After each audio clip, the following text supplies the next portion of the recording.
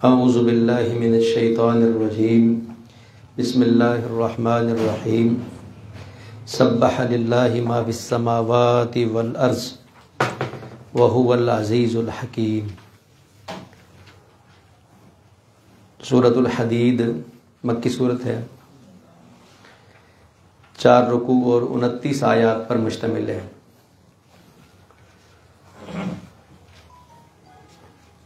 الحدید اس کا معنی ہے لوہا۔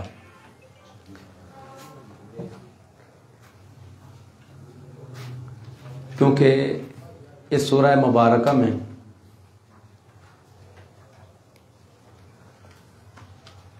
الحدید یعنی لوہے کا ذکر ہے، اور اس تناظر میں ہے کہ وَأَنزَلْنَا الْحَدِيدَ فِيهِ بَأْسٌ شَدِيدٌ، کہ ہم نے لوہے کو نازل کیا اور اس میں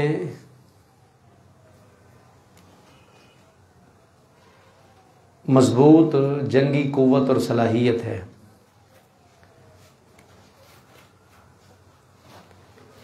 اور لوگوں کے کتنے ہی منافع یعنی فوائد اس سے وابستہ ہیں۔ القصہ، کیونکہ اس میں لوہے کے فوائد کا اور اسے اتارنے کی حکمتوں کا ذکر ہے، اس لیے اس سورہ کو سورۃ الحدید کہتے ہیں۔ سبح للہ، اللہ کا پاک ہونا بیان کیا، ما فی السماوات والارض، ہر اس چیز نے جو آسمانوں میں ہے اور زمین میں ہے۔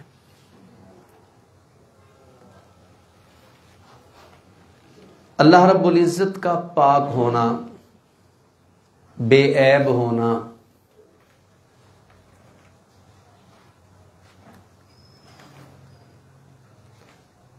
بے پرواہ ہونا، غنی ہونا، اللہ رب العزت کی پاکیزگی بزبان حال کائنات کے اندر موجود تمام مخلوقات، موجودات بیان کرتی ہیں۔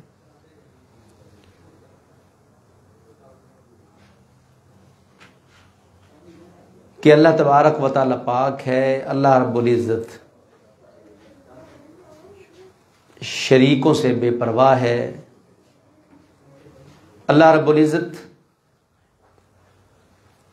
بیوی اور اولاد سے مستغنی ہے،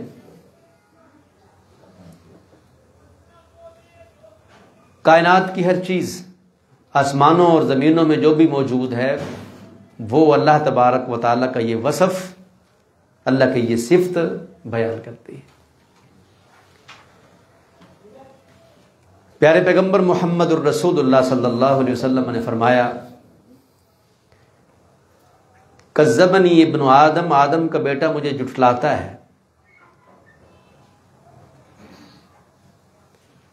وشتم ابن آدم، اور آدم کا بیٹا مجھے گالی دیتا ہے، وشتمنی ابن آدم، اور آدم کے بیٹے نے مجھے گالی دی ہے۔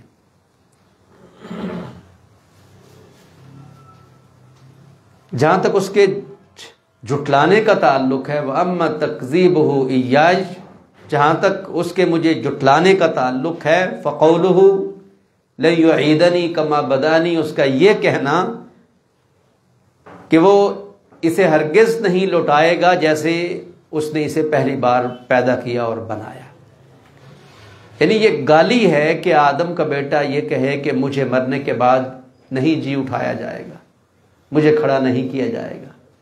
حشر اجساد کا انکار، حیات بعد الممات کا انکار، دوبارہ سے قیامت میں انسان کے پیدا کیے جانے، بنائے جانے، زندہ قبروں سے اٹھائے جانے سے انکار، یہ مسئلہ تکذیب ہے، یعنی اللہ تبارک و تعالیٰ کو جھٹلانا ہے، اللہ کو اللہ کی بات میں نعوذ باللہ من ذالک جھوٹا قرار دینا ہے۔ وَأَمَّا شَتْمُهُ إِيَّاجِ، اور اس کا مجھے گالی دینا یہ ہے کہ فَقَوْلُهُ، اس کا یہ کہنا کہ اتخذت صاحبۃ وولدا، کہ میں نے کسی کو اپنی بیوی یا بیٹا بنایا ہے، جبکہ سبحانی ان اتخذ صاحبۃ او ولدا، میں پاک ہوں اس سے کہ میں کسی کو اپنی بیوی یا ولد اولاد بیٹا قرار دوں۔ القصہ، اللہ تبارک و تعالی کا ہر عیب سے پاک ہونا زمین و آسمان کی ہر چیز بیان کرتی ہے۔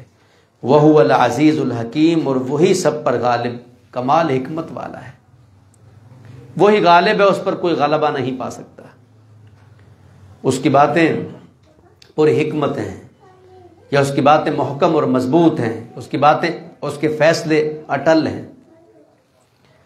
لَهُ مُلْكُ السَّمَاوَاتِ وَالْأَرْضِ، اسی کی ہے آسمانوں کی شاہی اور زمینوں کی بادشاہی، زمین اور آسمان کا وہی بادشاہ ہے، اور پھر جسے چاہتا ہے اسے یہاں دنیا میں بھی شاہی عطا کرتا ہے، کیونکہ اصل شاہی کا مالک وہ ہے۔ قل اللہم مالک الملک تؤتی الملک من تشاء وتنزع الملک ممن تشاء وتعز من تشاء وتذل من تشاء بیدک الخیر انک علی کل شیء قدیر۔ کہہ دیجئے محمد صلی اللہ علیہ وسلم، اے اللہ بادشاہی کے مالک آپ ہی ہیں جن کے ہاتھ میں کامل بادشاہی ہے، جسے چاہتے ہیں اسے شاہی عطا کرتے ہیں، جس سے چاہتے ہیں شاہی کو چھین لیتے ہیں، جسے چاہتے ہیں عزتوں سے نوازتے ہیں، جسے چاہتے ہیں ذلیل کر دیتے ہیں۔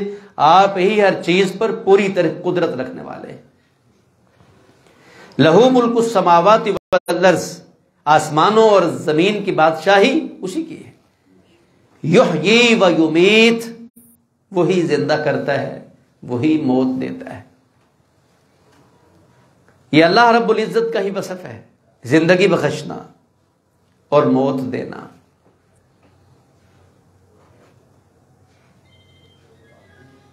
اللہ تبارک و تعالی کے علاوہ کوئی لا یملکون موتا ولا حیاتا ولا نشورا، سورہ فرقان میں ذکر کیا کہ اللہ کے غیر نہ تو موت کے مالک ہیں، نہ زندگی کے مالک ہیں، نہ دوبارہ زندہ کیے جانے کے مالک ہیں۔ یحیی، وہی زندگانی بخشتا ہے، ویمیت، اور وہی تہ خاک سلاتا، موت دیتا ہے۔ وَهُوَ عَلَى كُلِّ شَيْءٍ قدیر، اور وہی ہر چیز پر پوری طرح قدرت رکھنے والا ہے۔ هُوَ الْأَوَّلُ، وہی سب سے پہلے ہے، وَالْآخِرُ، اور سب سے پیچھے ہے، وَالظَّاهِرُ، اور ظاہر ہے، وَالْبَاطِنُ، اور چھپا ہوا ہے۔ وَهُوَ بِكُلِّ شَيْءٍ عَلِيمٌ، اور وہی ہر چیز کو خوب جاننے والا ہے۔ مسند احمد میں سیدنا ابو ہریرہ رضی اللہ تعالی عنہ سے مروی حدیث ہے کہ ہمیں حکم دیا جاتا رسول اللہ صلی اللہ علیہ وسلم کی طرف سے کہ جب ہم رات کو اپنے بستر پہ جائیں تو ہم دعا پڑھیں، پھر اس دعا میں یہ الفاظ موجود ہیں: اللہم انت الاول ولیس قبلک شیء وانت الآخر فلیس بعدک شیء وانت الظاہر فلیس فوقک شیء وانت الباطن فلیس دونک شیء اقض عنا الدین واغننا من الفقر۔ اے اللہ، آپ پہلے ہیں سب سے، آپ کے بعد، آپ سے پہلے کوئی نہیں۔ انت الاول فلیس قبلک شیء، آپ سب سے پہلے ہیں، آپ سے پہلے کوئی نہیں۔ وانت الآخر، اور آپ سب سے آخر ہیں، فلیس بعدک شیء، آپ کے بعد کچھ نہیں۔ وانت الظاہر، آپ ظاہر ہیں، فلیس فوقک شیء، آپ پر، آپ سے اوپر کوئی نہیں۔ وانت الباطن، اور آپ باطن ہیں، چھپے ہوئے ہیں۔ فلیس دونک شیء، آپ سے زیادہ پردے میں آپ سے زیادہ چھپا ہوا بھی کوئی نہیں ہے۔ اقضِ عنا الدین، ہمارے قرض کو ہم سے ادا کر دے، وَأَغْنِنَا مِنَ الْفَقْرِ، اور ہمیں فاقے سے، فقر سے بچا لے۔ حضرت ابو ہریرہ کہتے ہیں ہمیں حکم دیا جاتا کہ جب ہم بستر پہ جائیں رات کو سونے کے لیے تو یہ دعا پڑھیں، اس دعا میں یہ الفاظ بھی رسول اللہ صلی اللہ علیہ وسلم نے سکھائے۔ هو الاول، وہی سب سے پہلے ہے، والآخر، اور سب سے پیچھے ہے، والظاہر، اور ظاہر ہے۔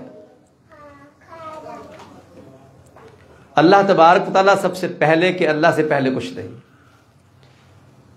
اللہ ہی سب سے آخر، یعنی کل من علیہ فان ویبقى وجہ ربک ذی الجلال والاکرام، اللہ تبارک و تعالیٰ باقی ہے، باقی سب کو فنا ہے، لہذا وہ آخری ہے، آخر ہے، اس کے بعد کوئی نہیں ہے۔ والظاہر، اور وہ ظاہر ہے، ہم اللہ کی قدرت کے مظاہر دیکھ سکتے ہیں جس سے معرفت خداوندی حاصل ہوتی ہے، تو اللہ تبارک و تعالیٰ کی صفات سے ظاہر کوئی چیز نہیں ہے۔ والباطن، اور وہ پوشیدہ ہے، قریب اتنا ہے کہ رگ حیات سے بھی بڑھ کے قریب ہے، لیکن پوشیدہ ہے۔ وَنَحْنُ أَقْرَبُ إِلَيْهِ مِنْ حَبْلِ الْوَرِيدِ وَهُوَ بِكُلِّ شَيْءٍ عَلِيمٌ، اور وہی ہر چیز کو خوب جاننے والا ہے۔ هُوَ الَّذِي خَلَقَ السَّمَاوَاتِ وَالْأَرْضَ، وہی ذات ہے جس نے آسمانوں کو پیدا کیا اور زمین کو، فی 6 ایام، 6 دنوں میں۔ ثم استوى علی العرش، پھر وہ بلند ہوا عرش پر، اللہ تبارک و تعالی عرش پر بلند ہوا، عرش پر مستوی ہوا۔ معاویہ بن حکم سلمی رضی اللہ تعالیٰ عنہ کہتے ہیں کہ میری ایک باندی لونڈی تھی جو احد اور جوانیہ کی طرف میری بکریاں چرایا کرتی تھی۔ ایک دن ایک بھیڑیا بکری میری لے اڑا، تو میں بنی آدم میں سے، آدم کے بیٹوں میں سے، کہ غصہ مجھے آیا اور میں نے اسے تھپڑ مارا، تو رسول اللہ صلی اللہ علیہ وسلم کو بتایا گیا تو آپ نے فرمایا نہیں، تم نے صحیح نہیں کیا، آپ نے اسے بڑا گردانا، حتیٰ کہ اسے آپ کے کہنے پر آپ کے پاس لایا گیا۔ آپ علیہ الصلوۃ والسلام نے اس سے پوچھا کہ این اللہ، اللہ کہاں ہے؟ قالت فی السماء، وہ باندی کہنے لگی آسمانوں میں ہے۔ دوسرا سوال آپ نے یہ کہ من انا، میں کون ہوں؟ وہ کہنے لگی انت رسول اللہ، آپ اللہ کے رسول ہیں صلی اللہ علیہ وسلم۔ تو آپ نے معاویہ بن حکم سلمی سے کہا کہ اعتقها فانها مؤمنہ، اس کو آزاد کر دو، یہ تو مومنہ ہے۔ ثم استوى علی العرش، پھر وہ عرش پر بلند ہوا، تو اس باندی نے کیا کہا کہ اللہ کہاں ہے؟ عرش پر ہے۔ یعلم ما یلج فی الارض وما یخرج منها، یعنی جس کا یہ عقیدہ ہو کہ اللہ عرش پہ ہے، وہ کون ہے؟ مومن ہے۔ کہ آپ نے کہا اعتقها فانها مؤمنہ، اس کو آزاد کر دو، یہ تو ایمان والی ہے۔ ایمان، صحیح ایمان یہ ہے کہ اللہ کے متعلق یہ سمجھا جائے، یہ جانا جائے، یہ مانا جائے، اسے اپنے عقیدے کا حصہ بنایا جائے کہ اللہ کہاں ہے؟ آسمانوں سے اوپر، عرش پر۔ الرحمن علی العرش استوى، رحمان عرش پر مستوی ہوا۔ استوا کا معنی ہے اعلیٰ وارتفع، یعنی چڑھا اور بلند ہوا۔ یعلم ما یلج فی الارض، وہ جانتا ہے جو زمین میں داخل ہوتا ہے، وما یخرج منها، اور جو اس میں سے نکلتا ہے، وما ینزل من السماء، اور جو آسمان سے اترتا ہے، وما یعرج فیہا، اور جو اس میں چڑھتا ہے۔ اچھا، یعلم ما یلج فی الارض، زمین میں جو چیز داخل ہوتی ہے وہ اسے جانتا ہے۔ زمین میں کیا داخل ہوتا ہے؟ بیج داخل ہوتا ہے، زمین میں پانی داخل ہوتا ہے، زمین میں معدنیات ہیں، زمین میں دفینے، خزینے، مردے بھی ہم اس کے سپرد کرتے ہیں۔ زمین میں جو کچھ ہے اللہ تبارک و تعالی جانتے ہیں۔ وما یخرج منہا، اور جو اس میں سے نکلتا ہے، پھر یہی معدنیات اس سے نکلتے ہیں، ہریالیاں، نباتات، پودے، پیداوار اس سے نکلتے ہیں، مردے بھی کل کلاں اس سے نکلیں گے۔ وما ينزل من السماء، جو آسمان سے اترتا ہے، بارش اترتی ہے برف کی شکل میں، بارش کی شکل میں، ایسے ہی وحی اترتی ہے، ایسے ہی ملائکہ اترتے ہیں۔ وما یعرج فیہا، جو اس میں چڑھتے ہیں، جو اس میں چڑھتے ہیں کا معنی پانی گرم ہو کے بخارات بن کے اوپر کی طرف اٹھتا ہے، بادلوں کا روپ دھارتا ہے۔ الیہ یصعد الکلم الطیب والعمل الصالح یرفعہ، اللہ کی طرف پاکیزہ کلمات اور صالح اعمال اللہ کی طرف بلند ہوتے ہیں۔ روحیں اللہ تبارک و تعالیٰ کی طرف نکل کے والنازعات غرقا والناشطات نشطا والسابحات سبحا فالسابقات سبقا، قسمیں کھائیں ہیں اللہ رب العزت نے ان فرشتوں کی جو انسانی روحوں کو انسانی بدن سے چاہے کافر ہوں یا مومن نکال کر تیزی کے ساتھ بلندیوں کی طرف جاتے اور سفر کرتے ہیں۔ وَهُوَ مَعَكُمْ أَيْنَمَا كُنْتُمْ، تم جہاں کہیں بھی ہو وہ تمہارے ساتھ ہے۔ ما يكون من نجوى ثلاثة إلا هو رابعهم ولا خمسة إلا هو سادسهم ولا أدنى من ذلك ولا أكبر ولا أكثر إلا هو معهم أينما كانوا، دو سر جوڑ کر بیٹھے سرگوشی کر رہے ہوں ان کے ساتھ تیسری اللہ کی ذات ہے، تین ہوں تو چوتھی اللہ کی ذات ہے، چار ہوں تو پانچویں اللہ کی ذات ہے، کم ہوں یا زیادہ ہوں اللہ ان کے ساتھ ہے، نہ صرف ساتھ ہے بلکہ قیامت کو ان کے یقین خبر بھی دے گا۔ وَهُوَ مَعَكُمْ أَيْنَمَا كُنْتُمْ، وہ تمہارے ساتھ ہے تم جہاں کہیں بھی ہو۔ ابو بکر صدیق رضی اللہ تعالی عنہ سفر ہجرت میں پریشان ہوئے، جب دشمن اتنے قریب آ گئے کہ وہ اللہ کے پیغمبر سے کہنے لگے کہ یہ کھڑے ہیں، اگر یہ بیٹھے تو ہم انہیں نظر آ جائے۔ فرمایا ما ظنک یا ابا بکر باثنین، ان دو کے بارے میں اے ابو بکر تمہارا کیا خیال ہے؟ اللہ ثالثہما، جن کا تیسرا اللہ ہے۔ الا تنصروه فقد نصره الله اذ اخرجه الذين كفروا ثاني اثنين اذ هما في الغار اذ يقول لصاحبه لا تحزن ان الله معنا، جب وہ اپنے ساتھی سے کہہ رہا تھا ارے غم نہ کر اللہ ہمارے ساتھ ہے۔ وهو معكم، وہ تمہارے ساتھ ہے۔ وهو معهم اذ يبيتون ما لا يرضى من القول، وہ تو تب بھی ان کے ساتھ ہوتا ہے جب وہ ناپسندیدہ باتوں کی سرگوشی کر رہے ہوتے ہیں، چھپ کے ایسی باتیں کرتے ہیں جو اللہ کے ہاں ناپسندیدہ ہیں، اللہ تب بھی ساتھ۔ واللہ بما تعملون بصیر، اور جو کچھ تم کرتے ہو اللہ تبارک و تعالیٰ اسے خوب دیکھنے والا ہے۔ اللہ تبارک و تعالیٰ دیکھنے والا ہے۔ لا تدرکہ الابصار وہو یدرک الابصار، آنکھیں اس کا احاطہ نہیں کر سکتی مگر وہ سب آنکھوں کو دیکھتا ہے۔ لہو ملک السماوات والارض، اسی کی بادشاہی ہے زمین کی اور آسمان کی، دوبارہ دہرایا اس بات کو۔ وَإِلَى اللَّهِ تُرْجَعُ الْأُمُورُ، اور اللہ ہی کی طرف سبھی امور لوٹائے جائیں گے، ہر معاملہ اللہ کی طرف ہی لوٹایا جاتا ہے۔ مثلا قیامت ہے، يَسْأَلُونَكَ عَنِ السَّاعَةِ أَيَّانَ مُرْسَاهَا، قیامت کے بارے میں وہ آپ سے پوچھتے ہیں کہ کب ہے اس کا وقوع۔ فیما انت من ذکراہا، کہاں ہیں آپ اس کی نصیحت میں۔ الی ربک منتہاہا، قیامت کا علم تیرے رب کے ہاں اس کی انتہا ہے، سبھی امور اس کی طرف لوٹائے جاتے ہیں، اللہ جانتا ہے کہ قیامت کو کب آنا ہے۔ حضرت جبریل علیہ السلام سے بھی اللہ کے پیغمبر نے پوچھا تو انہوں نے کیا کہا، مل مسئول عنہا بعلم من السائل، کہ جو پوچھا گیا ہے وہ پوچھنے والے سے زیادہ نہیں جانتا ہے۔ مگر جانتا کون ہے قیامت کے بارے میں؟ ان اللہ عنده علم الساعة وينزل الغيث ويعلم ما في الارحام وما تدري نفس ماذا تكسب غدا وما تدري نفس بأي ارض تموت، کہہ دیجیے اللہ اس کے پاس ہی قیامت کا حتمی یقینی علم ہے، وہی بارش اتارتا ہے، وہی جانتا ہے رحم مادر میں کیا ہے، وہی جانتا ہے کون کہاں مرے گا، وہی جانتا ہے کل کوئی کیا کرے گا۔ ان 5 باتوں کا علم یہ مفاتیح الغیب ہیں، اللہ کے علاوہ کسی کو ان کا علم نہیں ہے، ان کے علم کی انتہا اللہ کے پاس ہے۔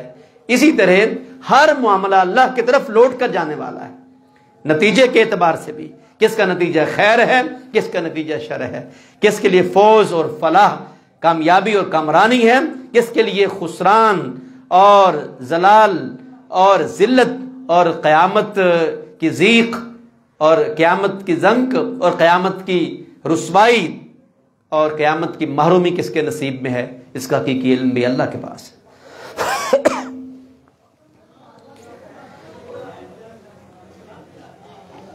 دنیا میں جو انسان ایک دوسرے پہ مظالم کرتے ہیں، زیادتیاں کرتے ہیں، اور جو عقائد کی بنیاد پہ جھگڑا ہے، ان ربک یفصل بینہم یوم القیامہ، تیرا رب قیامت کے دن ان کے بیچ فیصلہ کرے گا۔ تو اللہ کی طرف ہی سب کے سب امور لوٹائے جانے والے ہیں۔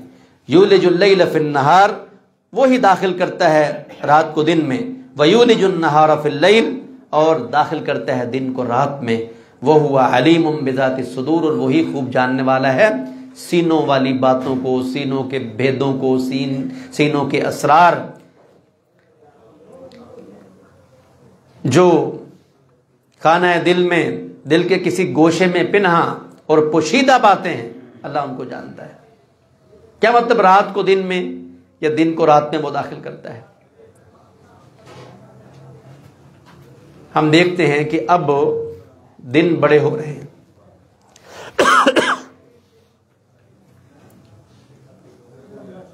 اور راتیں چھوٹی ہو رہی ہیں، کیونکہ گرمیوں میں دن بڑے ہوتے ہیں اور راتیں چھوٹی ہوتی ہیں، اور سردیوں کے اندر راتیں بڑی اور دن چھوٹے ہوتے ہیں۔ تو یعنی رات کا کتنا ہی حصہ گرمیوں میں دنوں میں شفٹ ہو جاتا ہے، اور دنوں کا کتنا ہی حصہ، کئی گھنٹے، وہ سردیوں کو راتوں میں شفٹ ہو جاتا ہے۔ تو دن کو اللہ تعالیٰ رات میں داخل کرتا ہے، رات کو اللہ تعالیٰ دن میں داخل کرتا ہے، اور وہی سینوں والی باتوں کو خوب جاننے والا ہے۔ اب یہ باتیں ساری اللہ رب العزت کی صفات، اللہ کی خوبیاں، زمین و آسمان کی ہر چیز اللہ کی تسبیح کر دی ہے، اللہ کی بادشاہی ہے، وہی اول ہے، وہی آخر ہے، وہی ظاہر ہے، وہی باطن ہے۔ اس نے آسمانوں اور زمین کو 6 دنوں میں پیدا کیا ہے، اور جو زمین میں داخل ہوتا ہے، جو اس سے نکلتا ہے، جو اس کی طرف اس سے آسمانوں کو چڑھتا ہے، جو وہاں سے اس کی طرف اترتا ہے، اور رات کو دن میں اور دن کو رات میں وہی داخل کرتا، اتنی صفات ذکر کرنے کے بعد گویا ذات الالہ کا بڑا کمپریہنسو، بڑا جامع سا تعارف کروایا گیا ہے۔ لہذا یہ تعارف، یہ پہچان، ان صفات کی مالک ہستی اللہ الہ العالمین، آمینوا باللہ ورسولہ، ان صفات سے متصف ذات پر تم ایمان لاؤ اور اس کے رسول پر تم ایمان لاؤ۔ اچھا، اب یہ سورت مدنی ہے، تو مسلمانوں کا معاشرہ ہے، مسلمانوں کو یہ کہا جا رہا ہے کہ تم اس پر ایمان رکھو اور اس کے رسول پر ایمان رکھو۔ تو کیا مطلب؟ کیا اس سے پہلے انہیں نہیں تھا ایمان ان کا اللہ پر یا اس کے رسول پر؟ نہیں، بالکل ایمان تھا۔ مطلب یہ ہے کہ جیسے کہا کہ یا ایھا الذین آمنوا آمنوا، اے ایمان والو ایمان لے آؤ۔ کیا مطلب؟ ایمان کے تقاضے نبھاؤ۔ وہی اول، وہی آخر، وہی ظاہر، وہی باطن ہستی، وہی زمین و آسمانوں کی بادشاہ شہنشاہ ہستی، وہی آسمانوں سے جو چیز اترے، جو آسمانوں کی طرف چڑھے، اس پر کنٹرول اور ان پر دسترس رکھنے والی ذات، تم مانتے ہو اس کو، لہذا اسے ماننے کے تقاضے نبھاؤ، اور اس کے رسول کو تم مانتے ہو، ماننے کے تقاضے نبھاؤ۔ لا الہ الا اللہ کے تقاضے کیا ہیں؟ محمد الرسول اللہ صلی اللہ علیہ وسلم کے تقاضے کیا ہیں؟ جب تم نے کلمہ پڑھ لیا ہے تو آمنوا باللہ ورسولہ، یہ مومنوں سے کہا جا رہا ہے کہ تم اللہ پر ایمان رکھو، اس کے رسول پر ایمان رکھو، یعنی اللہ اور اس کے رسول پر ایمان کے جو تقاضے ہیں تم ان کو نبھاؤ۔ وَأَنفِقُوا مِمَّا جَعَلَكُمْ مُسْتَخْلَفِينَ فِيهِ، اور تم اس میں سے خرچ کرو کہ جس میں اللہ رب العزت نے تمہیں جانے والوں کا جانشین بنایا ہے۔ یعنی ایمان کی بات ہوئی اور انفاق کی بات ہوئی، دو باتیں اللہ رب العزت نے یہاں ذکر کی ہیں۔ سو اللہ تبارک و تعالی نے اپنی ذات کا تفصیلی تعارف کروانے کے بعد مومنوں کو 2 باتیں یہاں کہی ہیں. ایک یہ کہ اللہ رسول پر ایمان رکھو، دوسرا جس چیز میں اللہ نے تمہیں جانشین بنایا ہے. خلیفہ کسی جانے والے کا ہی ہوتا ہے، اور ظاہر ہے کہ باپ چلا گیا ہے تو بیٹا اس کا جانشین ہے. اب جو کچھ باپ کے پاس تھا وہ اس کے جو حقیقی ورثاء ہیں انہیں شفٹ ہوگا، ان کے نام انتقال ہوگا، ان کے نام منتقل ہوگی چیزیں. اور یہ جبری جانشینی ہے، بے بس ہے انسان. کوئی انسان ایسا نہیں ہے کہ ملک الموت آئے اور وہ یہ کہے کہ میں مرنا نہیں چاہتا، یہ اپنی موت کو وہ روک لے. لہذا جتنا چاہے انسان کما لے، بالآخر جب اس نے یہاں سے جانا ہے تو اس مال کا کسی نے جانشین بننا ہے، اس مال کا کسی اور نے مالک بننا ہے. یہ وراثت شفٹ ہونی ہے. لہذا اللہ پر ایمان رکھو، اس کے رسول پر ایمان رکھو، اور اس چیز میں سے خرچ کرو جس چیز میں اللہ نے تمہیں جانشین بنایا ہے. تمہارا تو نہیں تھا، تمہیں دادے بابے سے ملا، تمہیں تمہارے جانے والے بڑے سے ملا، کمایا اس نے، اکٹھا اس نے کیا، پراپرٹی اس کی، میراث اس کی، تم جانشین بن گئے. اب جو تم جانشین بنے ہو تو تم اس میں سے اللہ تبارک و تعالیٰ کی راہ میں خرچ کرو. فالذین آمنوا منکم، سو وہ لوگ جو تم میں سے ایمان لائے، کیونکہ پہلے ایمان کا کہا گیا، اب جو مومن بن گئے، جنہوں نے ایمان کے تقاضے نبھا دیے، اللہ پر ایمان کے تقاضے بھی نبھائے، اللہ کے رسول پر ایمان کے تقاضے بھی نبھائے. وَأَنفَقُوا، اور جو اللہ کا حکم تھا کہ جس چیز میں تم جانشین بنائے گئے ہو خرچ بھی کرو، انہوں نے خرچ بھی کیا. یعنی اللہ کی 2 باتیں تھیں، دونوں انہوں نے مان لی، ایمان کی بات بھی مان لی اور انفاق کی بات بھی مان لی. فرمایا لہم اجر کبیر، ان کے لیے بہت بڑا اجر ہے. وما لکم لا تؤمنون باللہ، اور تمہیں کیا ہو گیا ہے، تم اللہ پر ایمان کیوں نہیں رکھتے؟ کیا مطلب اس کا؟ کلمہ تو پڑھتے تھے، ایمان کا اقرار تو کرتے تھے، مطلب یہ ہے کہ تمہیں کیا ہو گیا ہے، تم ایمان کے تقاضے کیوں نہیں نبھاتے؟ جھنجھوڑا جا رہا ہے کلمہ پڑھنے والوں کو، ایمان لانے والوں کو، اسلام اور ایمان کا عقیدہ رکھنے والے معتقدین کو یہ کہا جا رہا ہے کہ تمہیں کیا ہو گیا ہے، تم اللہ پر ایمان کیوں نہیں رکھتے؟ والرسول یدعوکم، اور رسول تمہیں دعوت دے رہا ہے، لتؤمنوا بربکم، کہ تم اپنے رب پر ایمان رکھو. وقد اخذ میثاقکم ان کنتم مؤمنین، اور اس نے تم سے پختہ عہد بھی لیا ہے اگر تم مومن ہو. مدنی صورت، صحابہ کرام سے خطاب، مومنین کے معاشرے کو ایمان کے تقاضوں کو نبھانے کا درس دینے کا واز. مومن ہو، تم سے عہد لیا جا چکا ہے، تم اس کا اقرار کر چکے ہو.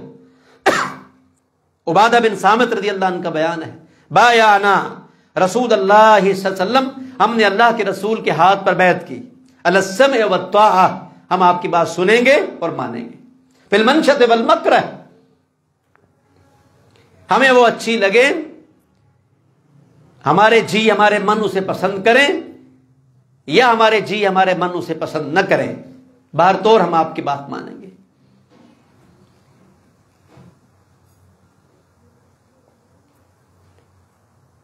اور ہم نے یہ بیعت کی کہ وَأَلَّا نُنَادِيَ الْأَمْرَ أَهْلَهُ، کہ ہم جو اپنے اولو الامر ہیں ان کے ساتھ الجھیں گے نہیں، ہم سنیں گے اور مانیں گے.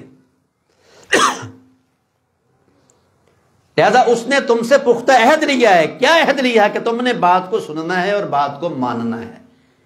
یہ مومن ہوتا ہے. انما کان قول المؤمنین، مومنوں کا قول تو ہوتا ہی یہ ہے، اذا دعوا الی اللہ ورسولہ، جب انہیں اللہ اور اس کے رسول کی طرف دعوت دی جاتی ہے، ان یقولوا سمعنا واطعنا، کہ وہ کہیں ہم نے سنا اور ہم نے مان لیا. اولئک هم المفلحون، یہی ہیں فلاح پانے والے اور کامیاب. یہ مومن ہے. جب اللہ کی بات آئے سر تسلیم خم کریں، جب رسول اللہ صلی اللہ علیہ وسلم کا حکم آئے حدیث نبوی کے سامنے سر تسلیم خم کریں.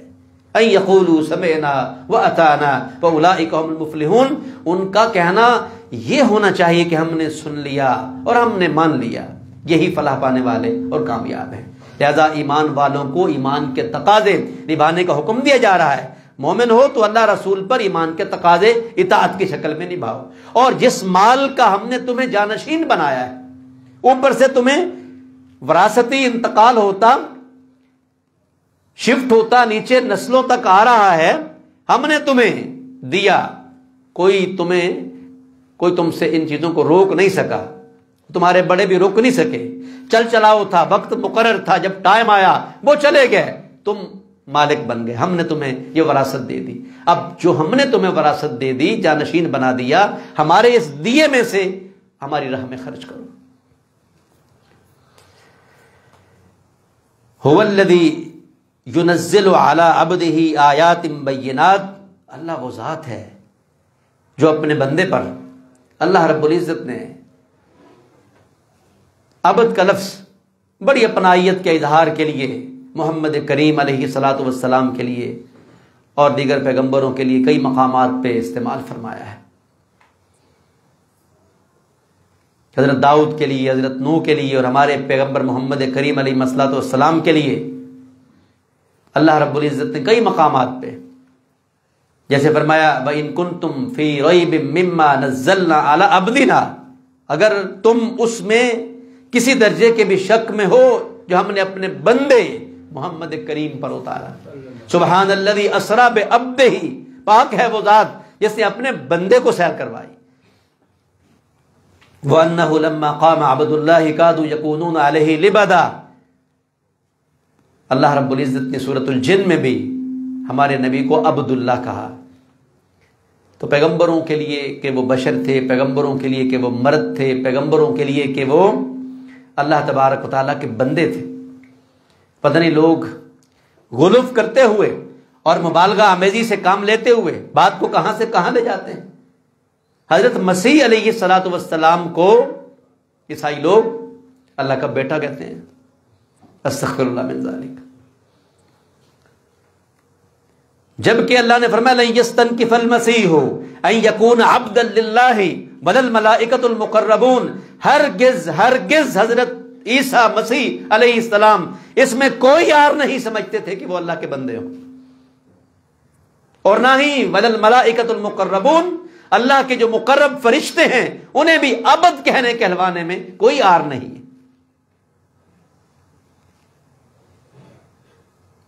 بل عباد مکرمون، فرشتوں کے متعلق کہا کہ عزت دیے گئے بندے ہیں.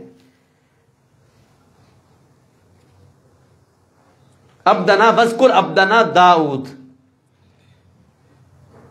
ہمارے بندے داؤد جو کہ ذل اید، ہاتھوں والا، قوتوں والا تھا، اسے آپ یاد کیجئے.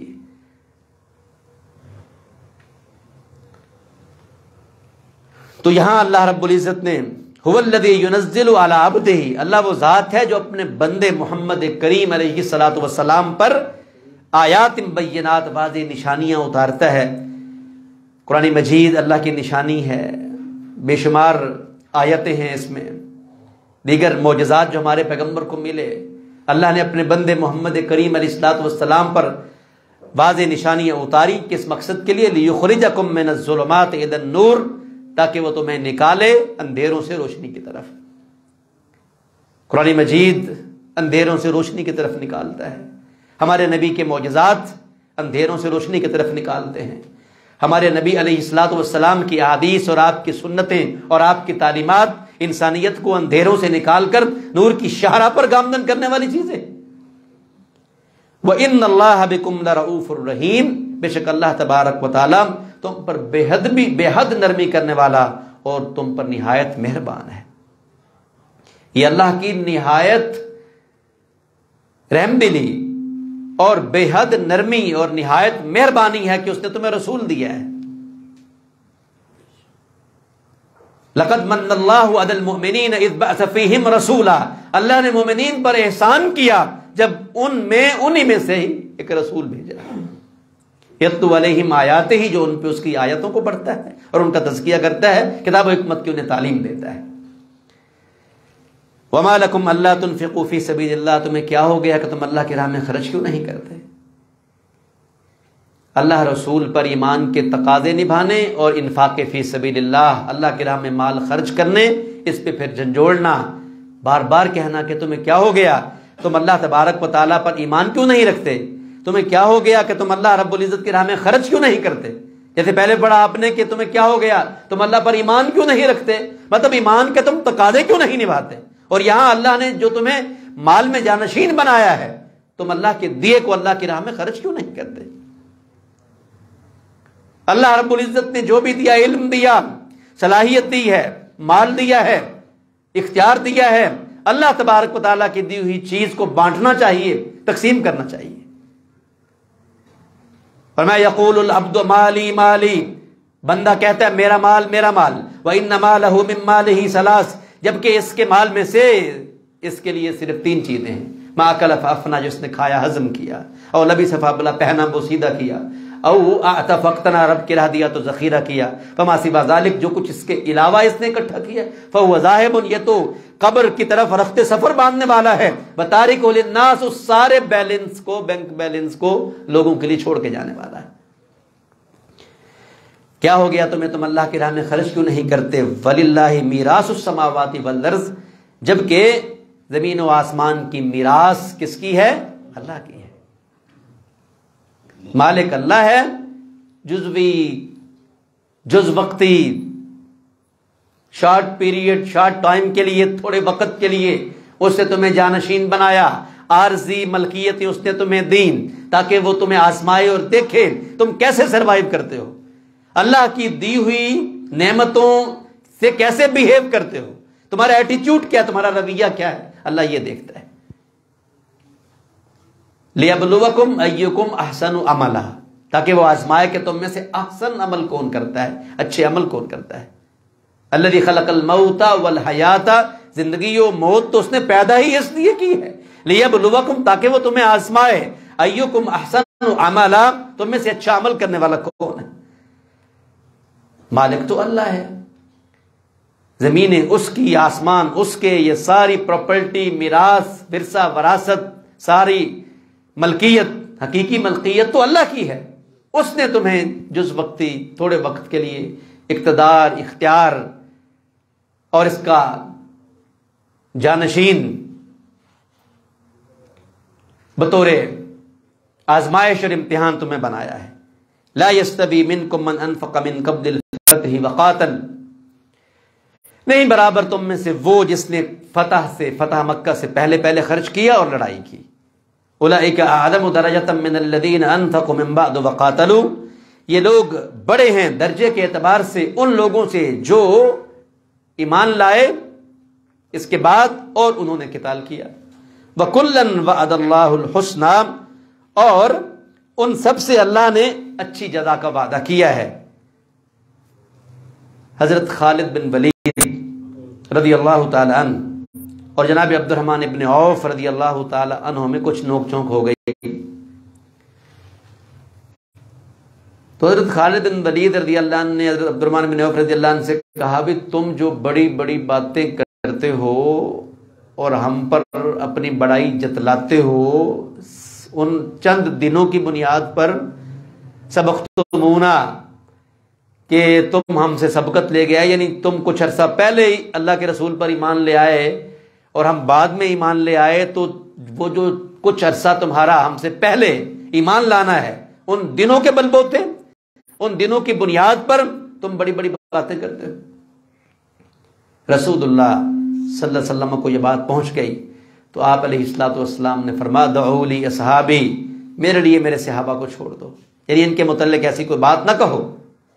لو انفق احدکم مثل احد ذهبا ما بلغ مد احدهم بلا نصیفہ، تو میں سے کوئی شخص اگر احد پہاڑ کے برابر سونا بھی خرچ کرے تو ان کو وہ نہیں پہنچ سکتا.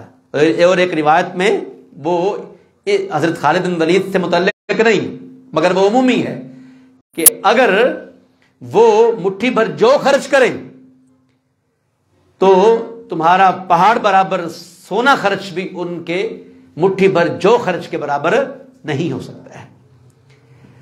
تو لہذا 3 طرح کے طبقات یہاں بن گئے.